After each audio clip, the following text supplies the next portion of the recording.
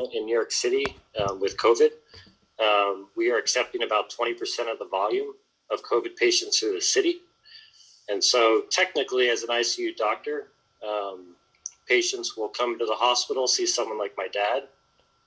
We'll decide if they're sick or not. If they're good enough to go home, they'd never see me.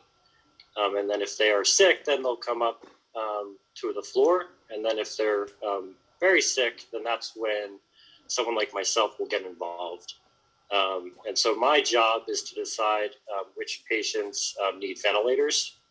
And once patients are put on ventilators, how long they have to stay on them, the treatment of these patients. And so my whole long-winded point is that I'm kind of in a unique position to kind of comment on what's going on.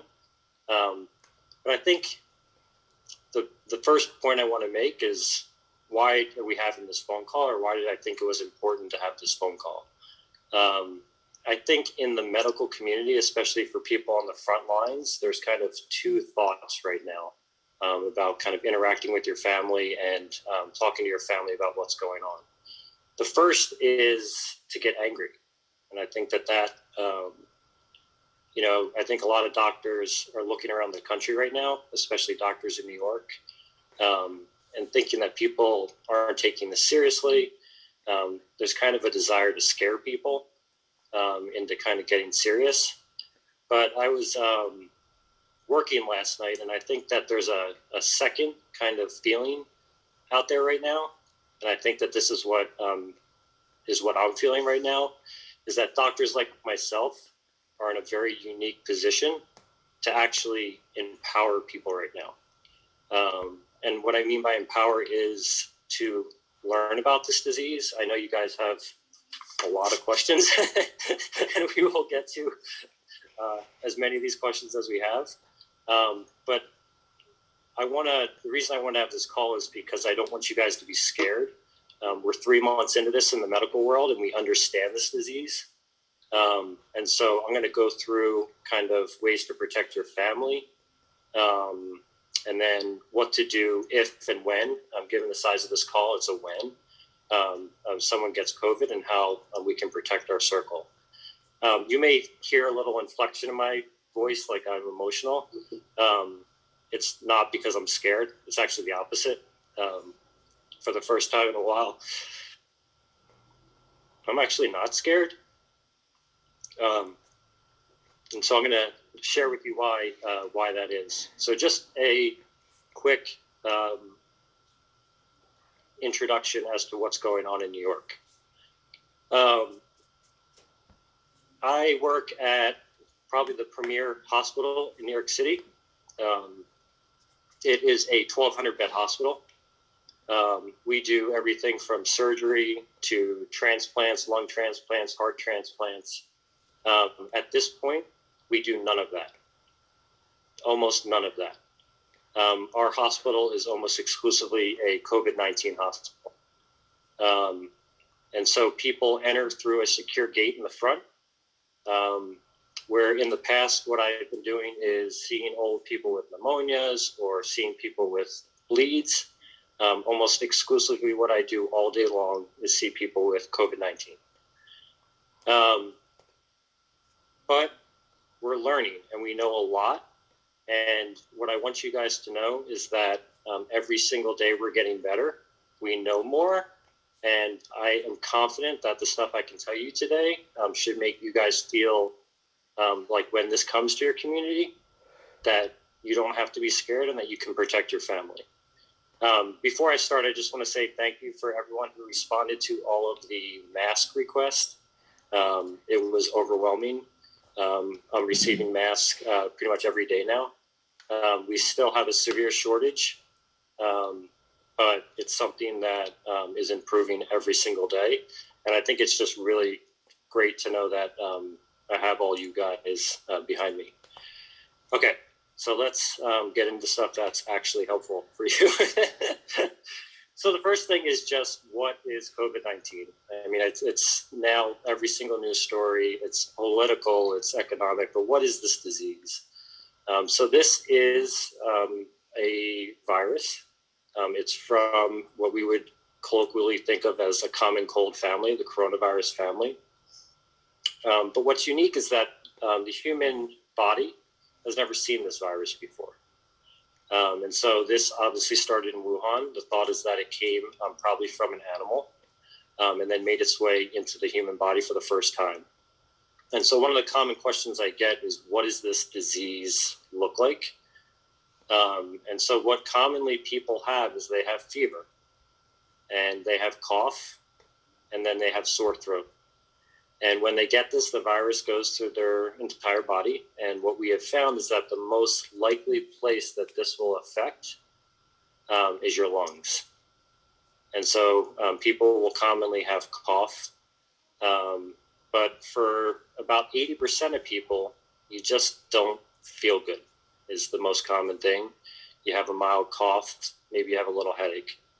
The disease lasts, from what we're seeing, between 5 to 7 to 14 days is probably the best accurate description. Some people who have a mild disease by about day 5 are starting to feel better.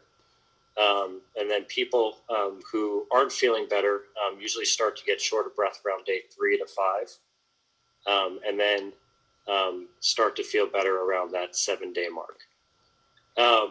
And so what is the first kind of big topic we're going to talk about? And I think the reason I wanted to have this call is how to protect your family. And I think we've learned a lot, and I want to kind of share all of the stuff that I've learned so far with you guys. So I think the first thing is, how do you get COVID? And I think that this is really important, and we've really learned a lot over the last couple of weeks to months about how you get this disease. And so the overarching theme is sustained contact with someone who has this disease, which the vast majority is people with fever and aches, or someone who is about to get the disease. So someone in the next 1 to 2 days who's going to develop symptoms of this disease. And so the way that you get this is the transmission of the virus almost exclusively from your hands to your face. From your hands to your face. And so it's either into your eyes, into your nose, or into your mouth. So there's a lot of talk about contact or getting it through contact, hands to face. There's also a small thought that it can be aerosolized, that it can kind of exist a little bit in the air. The thought at this point is that you actually have to have very long, sustained contact with someone. And I'm talking about over 15 to 30 minutes in an unprotected environment, meaning you're in a very closed room without any type of mask, for you to get it that way. But to very simply state, the overwhelming majority of people are getting this by physically touching someone who has this disease or will develop it in the next 1 to 2 days, and then touching their face. And so that actually, I think, is incredibly empowering. And that's, as I've been in the hospital the last 2 days, the thing that makes me smile a little bit is that I actually know now that I won't get this disease because I know how to protect myself. And so I just want to give you guys a few very, very practical tips to how to protect yourself. So the first point, before I get to that, is something. Dave, one moment. I just want to let people know that we're recording this and we can send it out, so you don't have to take notes if that's all right.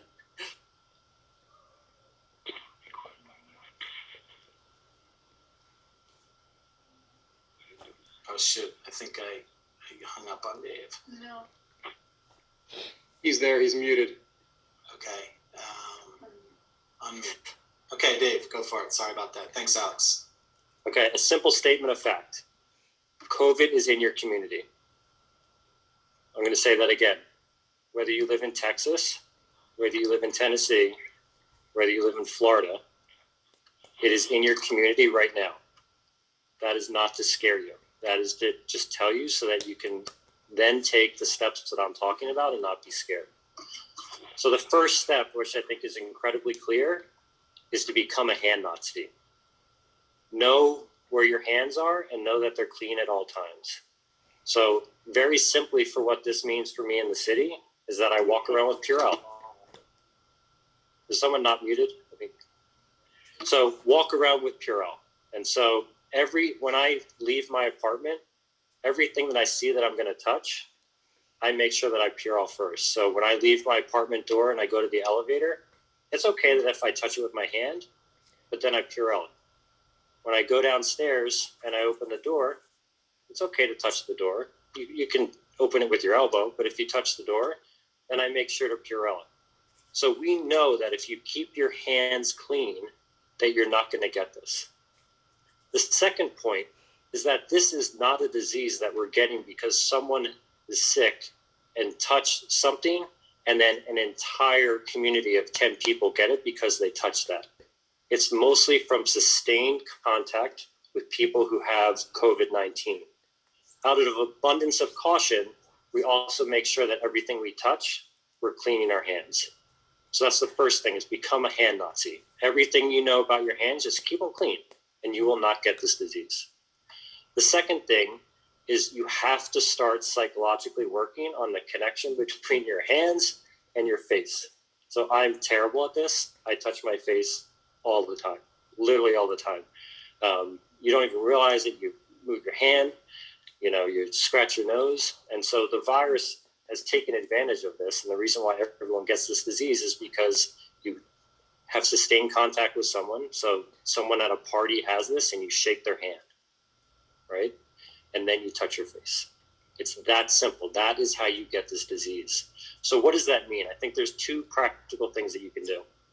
One is just to start to be aware of when you touch your face. Atul Gawande, who is a Harvard-trained surgeon, I think is very famous, actually has a recommendation for people to just start wearing masks. And the idea here is not that the mask is going to prevent you from getting COVID, because as I said, it's not a disease that you're most likely getting from the air. But the reason to put on a mask is because, and I do this in the hospital, is you stop touching your face. And so what I would recommend is now when you're leaving your house is to wear a mask. And I think those two things combined is incredibly powerful and will prevent the transmission of the disease into your family in 99% of cases. To know your hands are clean and to not touch your face, period. There are going to be an obscure 0.01% of patients who get it and will just never know. But I think for you, that is an incredibly important way to protect yourself. 3, you don't need a medical mask. You don't need a medical mask. These masks that people are wearing are not protecting them from getting the disease. And front care healthline workers need these masks right now. That's not to say don't wear a medical mask. If you have one, that's great, put it on. But it doesn't mean you have to have a wild supply of masks or N95s or anything like that. The general community has zero need for an N95 mask. Zero. In the hospital, where all I do is take care of patients with COVID-19, I only wear a mask, an N95 mask, if I'm in the room with that patient doing something that's going to make them have aerosolization of the virus. That is no one in the community. So to summarize, always know where your hands are. And what I mean by that is when you leave, just become aware of when you're touching stuff that's not from your protected home environment. So if you're going to go to the grocery store, if you're going to touch the cart, just clean the handle. If you go into the store and you see people around, don't touch them. It's incredibly simple. The fourth thing that I'll say, which is the thing that the government is talking about and kind of is the same principle, is distance yourself. And so this is incredibly fascinating in New York City now, is that nobody is going within 3 to 6 feet of each other. And it actually has not changed our life that much. And so I think when you go to the pharmacy, because people are going to the pharmacy now, you don't have to wait directly in line with someone. You can stand a couple feet back. And so the 4 things, I think I said 4 things. Always know where your hands are and have Purell. When you touch stuff that's outside your home, just make sure that you're washing your hand. start to learn how to not touch your face. A really good way to do that is to start wearing a mask when you're out. And if you want to practice, wear a mask when you're home. Number 3 is you don't need an N95 mask or a medical mask. Any mask will do, because this is not preventing the disease. This is training you. And then the 4th thing is just stay away from people. So that's the nitty gritty of, not stay with people, stay 3 to 6 feet away from people. So that is the nitty gritty of not how to give yourself this disease or get it